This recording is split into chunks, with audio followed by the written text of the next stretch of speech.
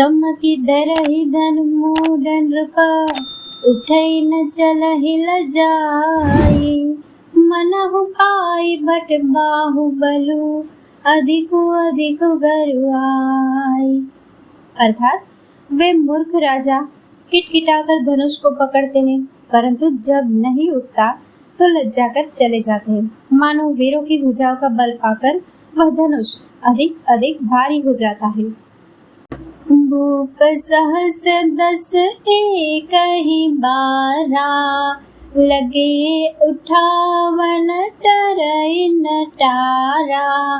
डगई न शंभु सरासनु के से, कामी बचन सती मनु जैसे। तब 10,000 राजा एक ही बार धनुष को उठाने लगे, तो भी वह उनके टाले नहीं टलता। शिव जी का वह धनुष कैसे नहीं दिखता था, जैसे कामी पुरुष के वचनों से सती का मन चलायमान नहीं होता। सब नृप भय जोग उपहासी, जैसे बिनु विराग सन्यासी। कीर्ति विजय वीरता भारी, चले चाप कर बर बस हारी। सब राजा उपहास के योग्य हो गए, जैसे वैराग्य के बिना सन्यासी उपहास के योग्य हो जाता है। कीर्ति, विजय, बड़ी वीरता, इन सबको वे धनुष के हाथों बरबस हराकर चल गए। श्रीहत भय हार ही राजा, बैठे निज निज जाई समाजा। नृपन बिलो की जनकु कुलाने, बोले बचन रोषु जनुसाने। राजा लोग हृदय से हारकर श्रीहीन हो गए और अपने अपने समाज में जा बैठे।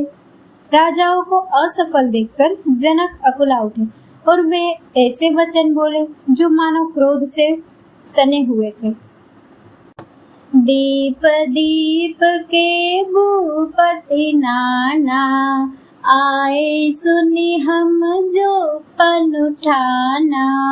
देव धनुज धरि मनुज शरीरा, विपुल वीर आए रणधीरा।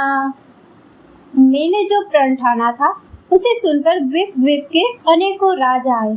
देवता और दैत्य भी मनुष्य का शरीर धारण करके आए तथा और भी बहुत से रणधीर वीर आए।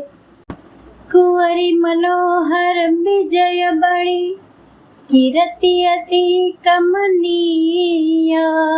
पावनिहार बिरंचि जनु, रचे उन धनु दमनीय। परंतु धनुष को तोड़कर मनोहर कन्या बड़ी विजय और अत्यंत सुंदर कीर्ति को पाने वाला मानो ब्रह्मा ने किसी को रचा ही नहीं। कहूँ काहि यहु लाभु न भावा, काहुन शंकर चाप चढ़ावा। रहाउ चढ़ाउब तोरब भाई, तिल भरी भूमि न सके छड़ाई। अब जनिको भाखे भट मानी, वीर विहीन मही में जानी। तजहु आस निज निज गृह जाहु, लिखन बीद बेदेहि विबाहु। अब कोई वीरता का अभिमानी नाराज ना हो। मैंने जान लिया पृथ्वी वीरों से खाली हो गई, अब आशा छोड़कर अपने अपने घर जाओ। ब्रह्मा ने सीता का विवाह लिखा ही नहीं। सुकृत जाय जो पनु परिहरऊ, कुंवरी कुंवारी रहूं का करऊं। जो जतने बिनु भट भूबी भाई, तो पन करी होते उन हसाई। यदि प्राण छोड़ता हूँ तो पुण्य जाता है, इसलिए क्या करूँ, कन्या कुंवारी ही रहे।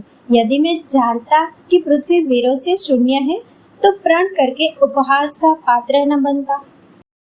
जनक बचन सुनी सब नर नारी, देखी जानकी ही भये दुखारी।